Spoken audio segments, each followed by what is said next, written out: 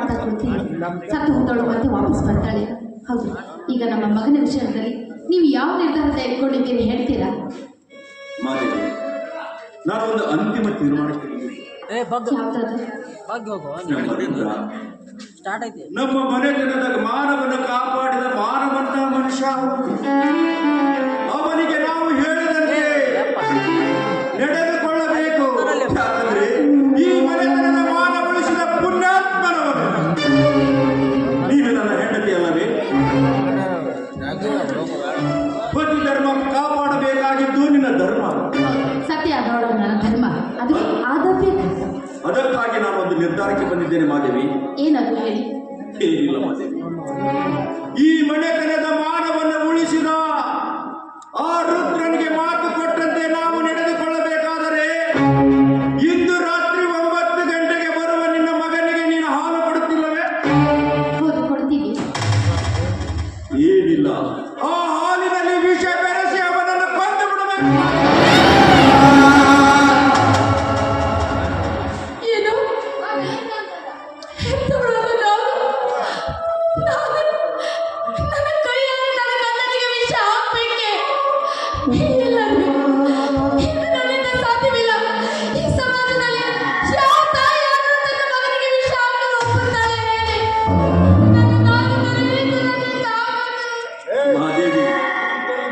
ನೀನು 9 ತಿಂಗಳ ಹೊತ್ತು ಪಡೆದದ್ದು ನನಗೂ ಅರ್ಥವಾಗುತ್ತಿದೆ. ನಾವು ರುದ್ರನಿಗೆ ಮಾತು ಕೊಟ್ಟಂತೆ ಇದನ್ನು ಮಾಡಲೇಬೇಕಾದ ಅನಿವಾರ್ಯವಿದೆ. ನೀನು ಮಾಡದಿದ್ದರೆ ನಿನ್ನ ಮೇಲೆ ನನ್ನಾಣೆ ಆಗಿದೆ. ಯಾವ ಮಾತನ್ನು ನೀವು ಮಾಡಬೇಡಿ. ನೀವಿಬ್ಬರು 2 ಕಣ್ಣಿದ್ದಾಗ ನಾನು ಯಾವ ಕಣ್ಣು ಕಳ್ಕೊಂಡ್ರು ನಷ್ಟ ಅನುಭವಿಸೋದು ನಾನೇ ತಾನೆ. ಆದರೂ ಪತಿಯ ಮಾತನ್ನು ಪಾಲಿಸುವುದು ಸತ್ಯವಾದವಳ ಧರ್ಮ. ಅದಕ್ಕೆ ನಾನು ಹೇಳೋದು ಒಂದೇ ಮಾತು, ನನಗೆ ಮಗ ಹೋದ್ರು ಮಾಂಗಲ್ಯ ಬೇಕು ರೀ, ಮಗ ಹೋದ್ರು ಮಾಂಗಲ್ಯ. ನೀನೇ ವಿಚಾರ ಮಾಡುವ ದೇವಿ. ಆ ಹಾಲಿನಲ್ಲಿ ವಿಷವಿದೆ, ಅದನ್ನು ನಿನ್ನ ಮಗನಿಗೆ ಕುಡಿಸಬೇಕು. ನಿನಗೆ ಮಗ ಬೇಕು, ಮಾಂಗಲ್ಯ ಬೇಕು. ಇಲ್ಲದಿದ್ದರೆ ಇವೆರಡನ್ನು ತಪ್ಪಿ ಆ ಹಾಲನ್ನೇನಾದರೂ ನೀ ಕುಡಿದರೆ ನಿನಗೆ ನನ್ನ ಮೇಲೆ ಆಣೆಯಾಗಿದೆ. ಬೇಗನೆ ಒಂದು ನಿರ್ಧಾರಕ್ಕೆ ಬಾ. ಈಗ ಆಗಲೇ ಮಾಂದೇಶ್ ಬರುವ ಸಮಯವಾಯಿತು. ಬೇಗನೆ ಆ ಮಗನಿಗೆ ಹಾಲಿನಲ್ಲಿ ವಿಷ ಹಾಕಿ ಅವನನ್ನು ಕೊಂದು ಬಿಡು ಮಾದೇವಿ. ನಾನು ಬರುವುದರೊಳಗಾಗಿ ನಮ್ಮ ಮಗ ಮನೆಯಲ್ಲಿ ಹಣವಾಗಿ ಬಿದ್ದಿರಬೇಕು. ಇಲ್ಲದಿದ್ದರೆ ನಿನ್ನ ಗಂಡ ಆತ್ಮಹತ್ಯೆ ಮಾಡಿಕೊಳ್ಳುತ್ತಾನೆ. ಇವು ಎರಡರಲ್ಲಿ ನೀನು ನಿರ್ಧಾರ ಮಾಡು ಮಾದೇವಿ. ಈ ಮನೆತನದ ಮಾನ ಉಳಿಯಬೇಕೆಂದರೆ ಈ ನಿನ್ನ ಮಗ ಇಂದು ಸಾಯಲೇಬೇಕು. ನಾನು ಬರುತ್ತೇನೆ ಮಾದೇವಿ. ಬರುವಷ್ಟರೊಳಗಾಗಿ ಮಗು ಮಾತೆ ಶರಣವಾಗಿ ಬಿದ್ದಿರಬೇಕು.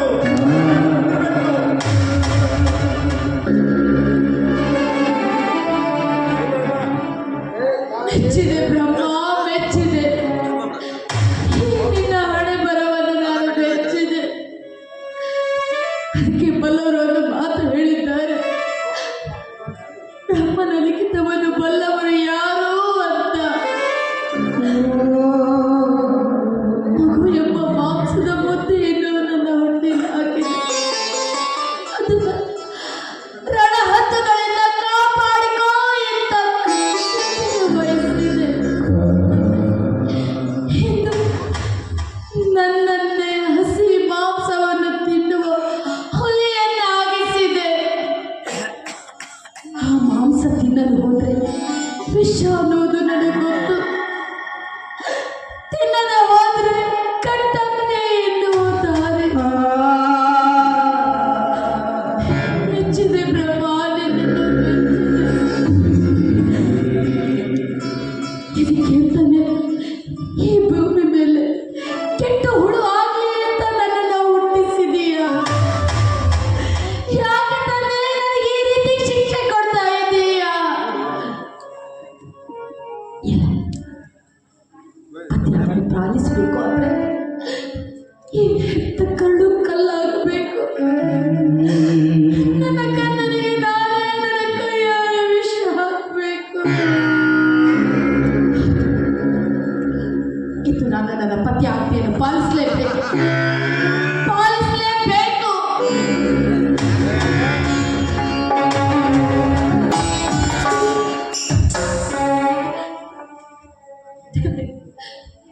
ಪತಿ ಆಜ್ಞೆಯಂತೆ ಈ ಹಾಲಿನಲ್ಲಿ ವಿಷ ಹಾಕಿದ್ದೇನೆ.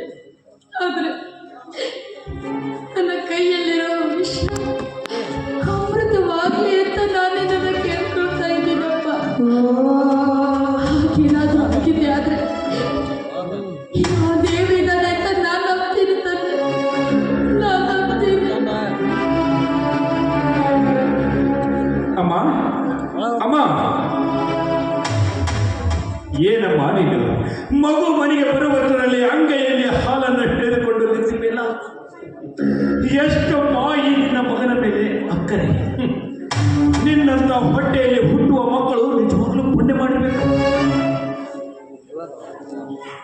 ಆಯ್ತಪ್ಪ, ನನ್ನ ತಾಯಿ ನಾನು ಪಡಿಬೇಕಾದ್ರೆ ತುಂಬ ಪುಣ್ಯ ಮಾಡಿದ್ದೀಯ. ಮನುಷ್ಯ ಈ ಭೂಮಿ ಮೇಲೆ ಅತಿ ಹೆಚ್ಚು ಪ್ರೀತಿಯಿಂದ ಕಾಣೋ ತಾಯಿದ್ರನ್ನ ನೋಡಿರ್ಬೋದು. ಅದು ಈ ರೀತಿ ಹಾಲು ಕುಡಿಸೋ ತಾಯಿನ ನೋಡಿಲ್ಲಪ್ಪ. ಯಾಕಮ್ಮ ಕಣ್ಣಲ್ಲಿ ನೀರು? ಯಾಕಿಲ್ಲಪ್ಪ, ಹಾಲು ಕುಡಿಸ್ತಾ ಇದ್ದೀನಲ್ಲ ಆ ಸಂತೋಷ. ಅಮ್ಮ, ಸಂತೋಷಕ್ಕಾಗಿ ಯಾವತ್ತು ಕಣ್ಣೀರು ಹಾಕಬಾರ್ದಮ್ಮ. ಹೌದಪ್ಪ, ಯಾವತ್ತು ಕಣ್ಣೀರು ಹಾಕಬಾರ್ದು. ತಗೋ ಮನುಷ್ಯ, ಹಾಲು ಕುಡಿ. ಅಮ್ಮ, ಇವತ್ತು ನನ್ನ ಹುಟ್ಟುಹಬ್ಬ. ಈ ನನ್ನ ಹುಟ್ಟುಹಬ್ಬದ ದಿವಸ ನೀವು ಯಾವುದೋ ಒಂದು ಕೆಲಸದ ನಿಮಿತ್ತ ನಮ್ಮ ಹುಟ್ಟುಹಬ್ಬವನ್ನು ಆಚರಿಸುವುದನ್ನು ಮರ್ತಿದ್ದೀರಿ ಅಂತ ಕಾಣುತ್ತೆ. ಅಮ್ಮ, ಈ ಹಾಲು ಕುಡಿಯ ಮುನ್ನ ನಾನು ನಿಮಗೊಂದು ಮಾತು ಕೇಳ್ತೀನಿ. ಆ ಮಾತನ್ನು ನೀವು ಕ್ಷಮಿಸಿದ್ದೇನೆ ಅಂತ ಹೇಳಿದ್ರೆ ಮಾತ್ರ ಈ ಹಾಲನ್ನು ಕುಡಿತೀರಿ ತಾಯಿ. ಅದ್ಯಾವ ಮಾತು ಮನುಷ್ಯ? ಅಮ್ಮ, ಈ ಮಾನವತ್ತರ ಮನೆಯ ಮಗನಾಗಿ ಎತ್ತ ತಂದೆ ತಾಯಿಗಳ ಗಂಧಲಾಗಿ ಮಾಡಬಾರದ ತಪ್ಪನ್ನು ನಾನು ಮಾಡಿಲ್ಲ. ಅದೇನು, ನಮ್ಮನ್ನೇ ನಂಬಿದ ಒಬ್ಬ ಬಡ ಹುಡುಗಿಯ ಅಮ್ಮ, ನಾನು ಮಾಡುವ ತಪ್ಪಿಗಾಗಿ ಅವಳು ಸತ್ತು ಹೋದಳಮ್ಮ.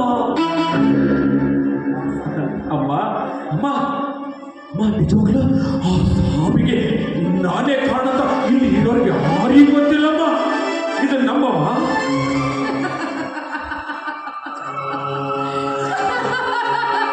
ಅಮ್ಮ, ಏ ಅಮ್ಮ, ಯಾಕಮ್ಮ ಇಷ್ಟೊಂದು ನಗ್ತಾ ಇದೆಯಾ? ಯಾಕಿಲ್ಲಪ್ಪ, ಯಾಕಿಲ್ಲ. ಅದೇಶ, ಬೆಕ್ಕು ಕಣ್ಣು ಮುಚ್ಚಿ ಹಾಲು ಕುಡಿದ್ರೆ ಜಗತ್ತು ಕಾಣೋದಿಲ್ಲ ಅಂತ ತಿಳ್ಕೊಂಡಿದ್ದೀಯಲ್ಲೋ? ಅಂದರೆ ಅಮ್ಮ, ಈ ವಿಷಯ ನಿನಗೆ ಮತ್ತೆ ಗೊತ್ತೇನಮ್ಮ? ಇಲ್ಲಪ್ಪ, ಈಗ ತಾನೇ ನೀನು ಹೇಳಿದಲ್ಲಪ್ಪ. ಹೌದೇ? ನೋಡಪ್ಪ, ನಿಮ್ಮ ಪಾದ ಮುಟ್ಟಿ ಕೇಳ್ತೀನಮ್ಮ.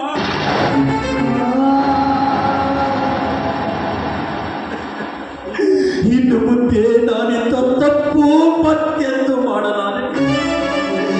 ನನ್ನ ಹೆಂಡತಿಯಾಗಿ ಬರುವ ಹೆಣ್ಣನ್ನು ಬಿಟ್ಟು ಎಲ್ಲ ಹೆಣ್ಣುಗಳನ್ನು ನನ್ನ ತಾಯಿಯಲ್ಲಿ ಕಾಣುತ್ತೇನೆ. ಇನ್ನು ಮುಂದೆ ನಾನು ಯಾವ ಹೆಣ್ಣನ್ನು ಸಹಿತ ಕಣ್ಣೆತ್ತಿನ ಅಮ್ಮ ಅಮ್ಮ, ಆದರೆ ಇದೇ ಒಂದು ತಪ್ಪನ್ನು ನಾನು ಕ್ಷಮಿಸಿದ್ದೇನೆ. ನಿನ್ನ ಆಶೀರ್ವಾದ ನನ್ನ ಮೇಲಿದೆ ಎಂದು ನನ್ನ ಮಸ್ತಕದ ಮೇಲೆ ನಿನ್ನ ಕಾಲನ್ನಿಟ್ಟು ಆಶೀರ್ವಾದ ಮಾಡಬೇಕು ತಾಯಿ. ಅಮ್ಮ, ಅಂದಾಗ ಮಾತ್ರ ನಾನು ನಿನ್ನ ಕೈ ಹಾರಿಕೊಂಡ ಈ ಹಾಲನ್ನು ಕುಡಿಯುತ್ತೇನೆ. ಅಮ್ಮ ಅಮ್ಮ, ನೀನು ನಾನು ಮಾಡಿದ ತಪ್ಪನ್ನು ಕ್ಷಮಿಸಿದ್ದೀನಿ ಅಂತ ಹೇಳಿದ್ರೆ ನೀನು ಹಾಲು ಕುಡಿಯೋದಷ್ಟೇ ಅಲ್ಲಮ್ಮ, ನೀನು ಕೊಟ್ಟರು ನಾನು ಕುಡಿತೀನಮ್ಮ, ಕುಡಿತೀನಿ. ಅಮ್ಮ, ಯಾಕಪ್ಪ ಮೌನವಾಗಿ ಬಿಟ್ಟಿ?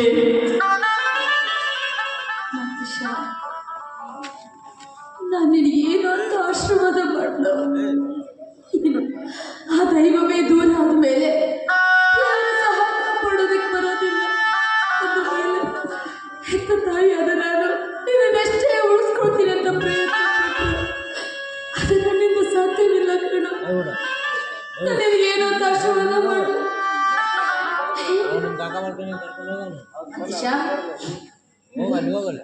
ನಾನು ಆಶೀರ್ವಾದ ಮಾಡ್ತೀನಿ. ಆದರೆ ನೀನು ನನಗಿಂತ ಚಿಕ್ಕವನಲ್ವೇನೋ?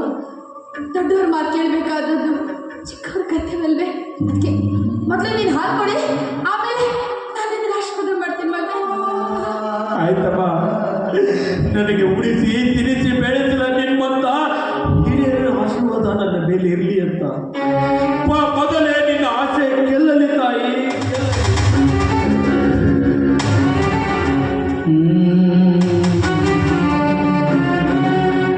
ಆಯ್ತಮ್ಮ. ಅಮ್ಮ, ನಾನು ಹಾಲು ಕುಡಿದ್ಮೇಲಾದ್ರೂ ನನ್ನನ್ನು ಕ್ಷಮಿಸ್ತೀಯಲ್ಲಮ್ಮ ನೀನು? ಅಮ್ಮ ಹೇಳಮ್ಮ, ಹೇಳು.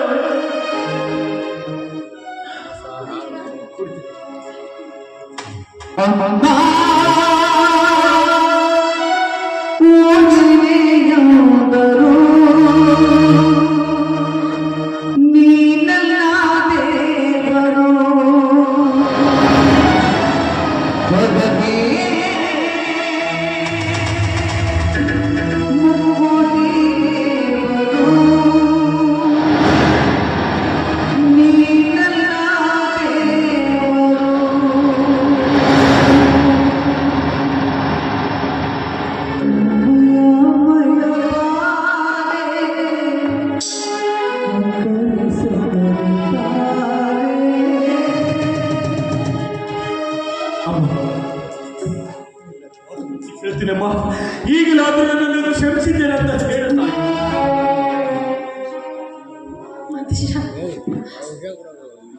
ನಿನಗೆ ಆಶೀರ್ವಾದ ಮಾಡೋಷ್ಟು ಯೋಗ್ಯತೆ ಈ ಸಂದರ್ಭದಲ್ಲಿ ನಾನು ತಂದುಕೊಂಡು ಬಂದಿಲ್ವೋ?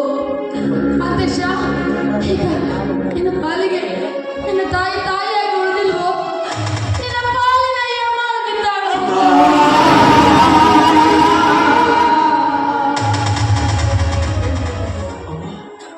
ಅಮ್ಮ, ಏನು ಹೇಳ್ತಾ ಇದೀಯಮ್ಮ ನೀನು? ನಿಜಾನೇ ಹೇಳ್ತಾ ಇದ್ದೀನಿ ಮಾತೇಶ. ನೀನು ಮಾಡಿದ ಅನ್ಯಾಯ ನಿಮ್ಮ ತಂದೆಗೆ ಗೊತ್ತಾಗಿದೆ. ನಿಮ್ಮಪ್ಪ ನನಗೆ ಆಜ್ಞೆ ಮಾಡಿ ಹೋಗಿದ್ದಾರೆ. ನೀನು ಕುಡಿದ ಹಾಲಿನಲ್ಲಿ ವಿಷ ಹಾಕೊಳ್ಳು.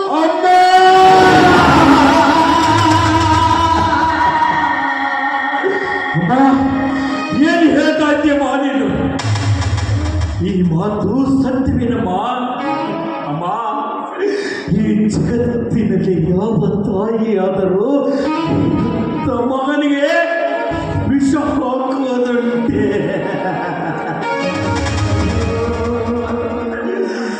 ಅಮ್ಮ, ಹೇ ಅಮ್ಮ, ಈ ಮಾತು ನನ್ನ ಹಣದವರಾಗಿ ಸತ್ಯವಾಗಿ ಹೇಳ್ತಾ ಇದ್ದೀನಿ.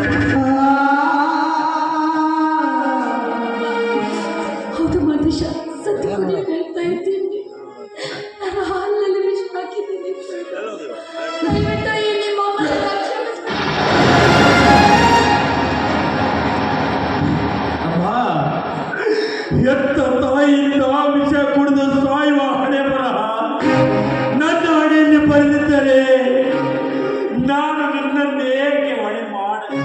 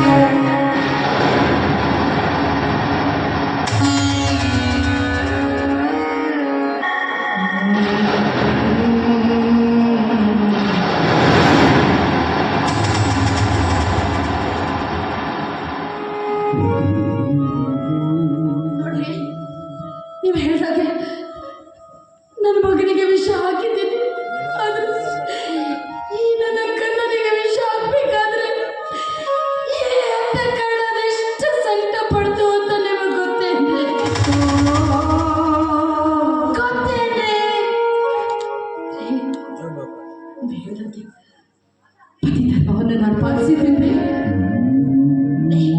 ಇವತ್ತ್ಯಾಕೋ ಇವತ್ತು ನಿಮ್ಮ ಕಾಲು ಆಶೀರ್ವಾದ ಪಡ್ಕೊಳ್ಬೇಕು ಅಂತ ತುಂಬಾ ಆಸೆ ಆಗ್ತಾ ಇದೆ. ನಿಂತ್ಕೊಳ್ರಿ ನಿಂತ್ಕೊಳ್ರಿ. ಮಾದೇವಿ, ಯಾಕೆ ಮಾದೇವಿ ಮನ ಬಂದಂತೆ ಮಾತಾಡು, ಏನಾಗಿದೆ? ಮಾದೇವಿ, ನಮ್ಮ ಮನೆಯ ದೀಪ ಆರಿತೆಂದು ನನಗೂ ಕೂಡ ನೋವಿದೆ ಮಾದೇವಿ, ನನಗೂ ಕೂಡ ನೋವಿದೆ. ಮಾನವಂತರದ ಮನೆತನದ ದೀಪ ಆರಿತು ಎಂದು ನನಗೂ ದುಃಖವಿದೆ. ಸತ್ತವನು ನನ್ನ ಮಗ, ನನ್ನ ದೇಹಕ್ಕೆ ಕೊಳ್ಳಿ ಇಡಬೇಕಾದ ಮಗನಿಗೆ ನಾನೇ ಕೊಳ್ಳಿ ಇಡುವಂತ ಪ್ರಸಂಗ. ಆದರೆ ಏನು ಮಾಡುವ ಮಾದೇವಿ, ನಮ್ಮ ಮನೆತನ ನ್ಯಾಯವಂತರ ಮನೆತನ, ಧರ್ಮವಂತ ಮನೆತನ. ಇಂಥ ಮನೆತನದಲ್ಲಿ ಕರ್ಮದ ಕೆಲಸ ಮಾಡಿ ನಮ್ಮ ಮನೆಯ ಮಾನವಾಗುವ ಹಾಗೆ ಮಾಡಿದ ಈ ನಮ್ಮ ಮಗ ಮಾದೇವ.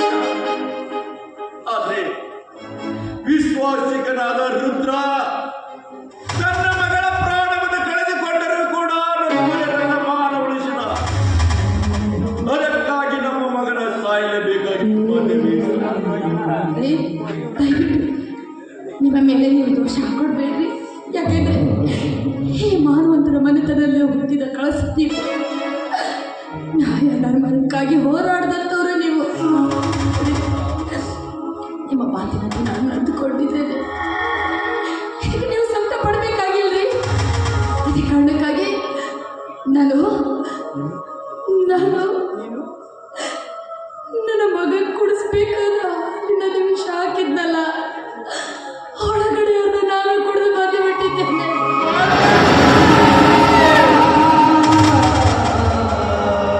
ನನ್ನನ್ನು ಕ್ಷಮಿಸ್ಬಿಡಿ. ನಾನು ಮುತ್ತೈದೆಯಾಗಿ ಹೋಗಿ ಬರಲಿ ಅಂತ ನನಗೆ ಆಶೀರ್ವಾದ ಮಾಡ್ರಿ. ಅದೇ ನನಗೆ ಆಶೀರ್ವಾದ ಮಾಡ್ರಿ.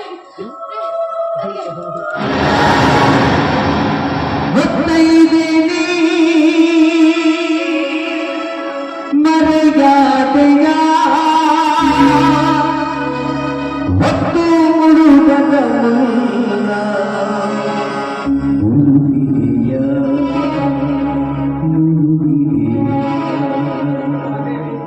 ಮಾದೇವಿ, ಮಾದೇವಿ ನೀನು ಮಡದಿಯಲ್ಲ, ಮಹಾದೇವತೆ ಮಾದೇವಿ, ಮಹಾದೇವತೆ. ಪತಿಯ ಆಜ್ಞೆಯನ್ನು ಪಾಲಿಸಿದ ಮಹಾಸಾಧ್ವಿ ಮಾದೇವಿ ನೀನು, ಮಹಾಸಾಧ್ವಿ. ಮಗನನ್ನು ಹೆಂಡತಿಯನ್ನು ಕಳೆದುಕೊಂಡ ನಾನು ಬದುಕು ಸಾಯಬೇಕು. ಒಳಗೆ ನನ್ನ ಮಗ ಹೆಂಡತಿ ಕುಡಿದ ಹಾಲನ್ನೇ ಕುಡಿದು ನಾನು ಸಾಯಲೇಬೇಕು. ಅದಕ್ಕೆ ಪೂರ್ವದಲ್ಲಿ ನಾನೊಂದು ತೀರ್ಮಾನಕ್ಕೆ ಬಂದಿದ್ದೆ. ಈ ನನ್ನ ಅರಮನೆ, ನನ್ನ 400 ಎಕರೆ ಹೊಲ, ಹಣ, ಐಶ್ವರ್ಯ ಎಲ್ಲವೂ ನಮ್ಮ ಮನೆತನಕ್ಕೆ ಋಣಿಯಾಗಿದ್ದ ರುದ್ರನ ಹೆಸರಿಗೆ ಬರೆದಿಟ್ಟಿದ್ದೇನೆ. ಅವನು ಬರುವುದರೊಳಗಾಗಿ ನಾನು ಕೂಡ ಆ ಹಾಲನ್ನು ಕುಡಿದು ಸಾಯಲೇಬೇಕು.